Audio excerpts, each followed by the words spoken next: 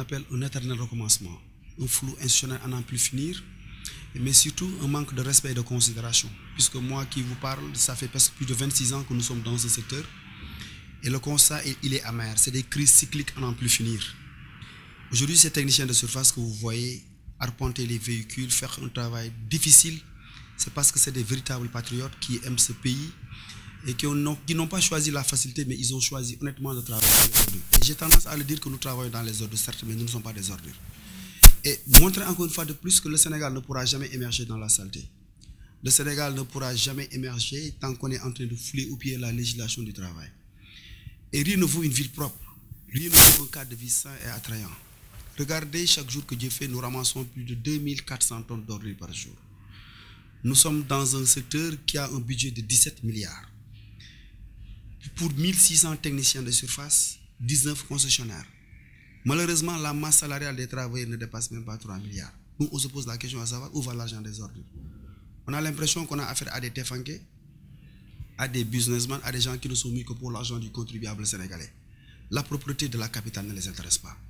C'est ce qui se tue chaque jour que Dieu fait pour que les villes soient propres. Ils sont relégués au second plan. Nous, on a l'impression que le Sénégal émergent a relégué le personnel du nettoiement au second plan. Puisque aujourd'hui, pour que des investisseurs viennent au Sénégal, pour que le tourisme soit attractif, il faut des villes propres. Il faut un changement de comportement responsable à tous les niveaux. Aujourd'hui, avec ces 72 heures, il y a eu plus de 7800 tonnes qui ont envahi la capitale. C'est une catastrophe, c'est une hérésie. Et nous, ça ne nous honore pas, nous, en tant que travailleurs. Et quand j'entends certains policiers dire que oui, c'est parce que le coordinateur de l'UCG a été évincé, que les concessionnaires et les travailleurs se sont ligués pour faire la grève. Je dis que c'est archi faux. Je dis que cette campagne de diabolisation et de dénigrement des travailleurs nettoiement ne passera pas. Il faut trouver un autre alibi. Puisque souvent les gens ils jouent aux sapeurs-pompiers. Des gens qui réclament 5 mois d'arrière, ils font la sourde oreille. Ils ont évalué ça à 7 milliards. Or que ce n'est pas seulement les concessionnaires qui ont des problèmes. Nous aussi, nous avons des problèmes. Mais pour montrer notre patriotisme, pour montrer que nous avons ce pays, nous n'avons pas choisi la clandestinité, nous avons choisi honnêtement de travailler dans les ordures. C'est ça notre contribution à l'édifice national. Et ces concessionnaires, quand ils ont levé leur mot d'ordre, avant-hier, hier, c'était le dimanche, il y a quelques-uns de nos camarades qui ont rejoint le service puisque ce n'étaient pas tous les camions qui étaient du moins fonctionnels. Et nous, acteurs, nous sommes souvent relégués au second plan. Et il y a un adage qui dit que tout ce qui est fait pour toi sans toi est fait contre toi. Moi, je ne peux pas concevoir qu'il y ait une grève pareille, que des concessionnaires soient reçus au détriment des travailleurs que nous sommes. Nous sommes des faiseurs de millions. Je pense qu'à ce niveau-là, ce n'est pas seulement les concessionnaires qui ont des problèmes. Nous avons des problèmes aussi.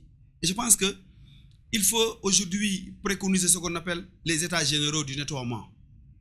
Pour que l'État central, les collectivités locales, les travailleurs, les concessionnaires, les populations, la société civile, que tout le monde aujourd'hui s'asseye autour d'une table pour régler définitivement ces crises cycliques à n'en plus finir. On a l'impression que ces crises cycliques sont faites à dessein. Pourquoi?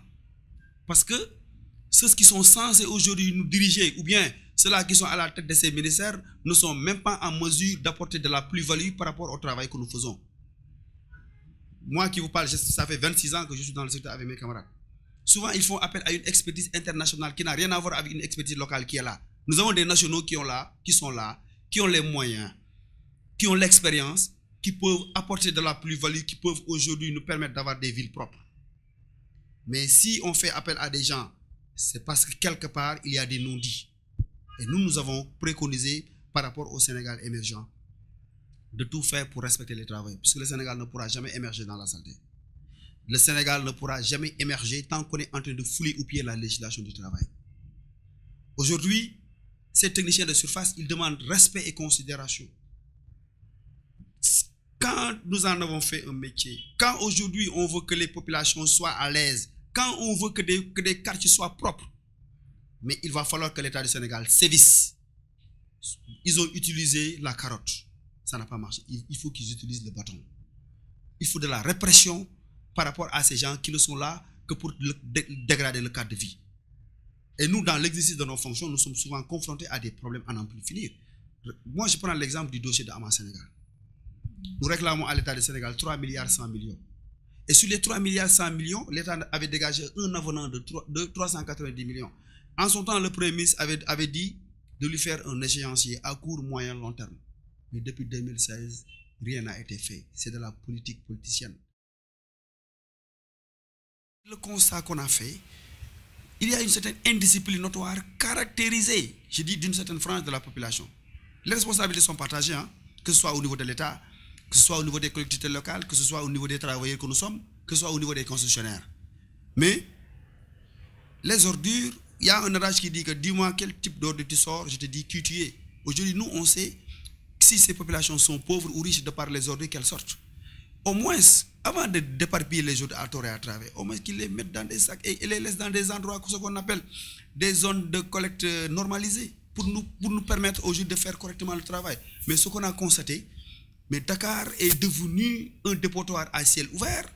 Aujourd'hui, nous sommes la risée de toutes les capitales du monde, où les gens parlent de Dakar, mais ça ne nous honore pas. C'est l'État qui a la mission régalienne de régler ces questions-là. Le nettoiement est une compétence transférée au niveau des collectivités locales.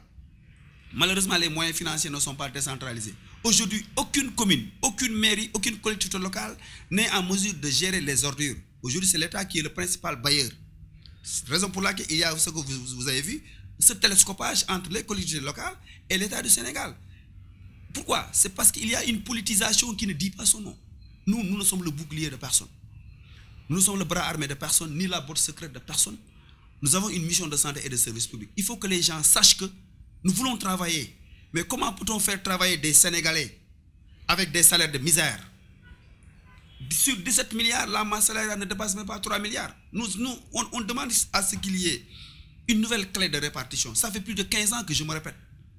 Eux, ils pensent que ceux qui travaillent, bon, c'est des moins que rien. C'est des gens qui ont choisi la clandestinité. Nous avons été les précurseurs de ce phénomène social. Parce que personne n'avait imaginé qu'il y aurait des boy towns, des hommes et des femmes qui oseraient travailler au vu aussi de tout le monde. Nous en avons fait un métier. C'est parce qu'aujourd'hui, les ordures sont parfumés que certains commencent à pointer le bout de leur nez. On ne l'acceptera pas. Nous en avons fait un métier, nous en avons fait un sacerdoce. Et d'ailleurs, nous sommes la seule entité dans ce secteur qui a un statut. Les concessionnaires que vous voyez, ils ont des contrats tacites, révocables à tout moment. Ils n'ont pas de contrat. Nous avons une convention collective qui gère le statut des travailleurs, mais qui gère... Aujourd'hui, on parle de plan de carrière. Aujourd'hui, on parle d'économie de déchets. Nous avons valorisé cette fonction. On nous parlait d'éboueurs. Aujourd'hui, dans le cadre de la classification des corps de métier, nous sommes fiers de dire que nous sommes des techniciens de surface. Moi, je suis fier de dire que je suis le premier technicien de surface. Mais Dakar n'est pas le Sénégal. Regardez nos capitales régionales, comment elles sont.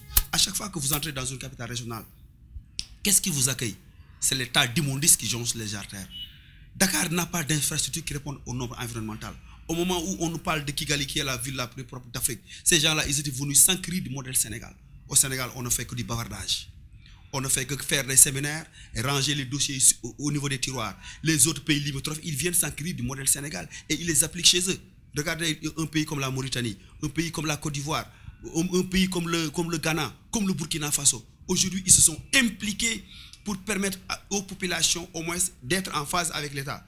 Ici au Sénégal, on a une absence d'autorité. Les gens font du matai. Les gens ne respectent même pas le code de l'hygiène et le code de l'environnement. C'est des codes qui ont été votés qui ne sont même pas appliqués. Tout récemment, il y a le code qui interdit les sachets plastiques. Il n'y a pas de mesure d'accompagnement. Regardez la capitale, comment elle est. Vous le dites, on dit que vous êtes des opposants. Vous vous taisez, les travailleurs disent que vous êtes des corrompus. Maintenant, qu'est-ce qu'il faut faire? Mais il faut parler. Comme dit on a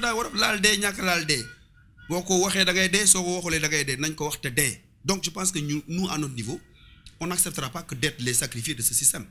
Ce n'est pas parce qu'il y a un président qui doit venir que les gens s'empressent aujourd'hui pour que la capitale soit propre. Le nettoiement, c'est le quotidien, on le gère chaque jour que Dieu fait.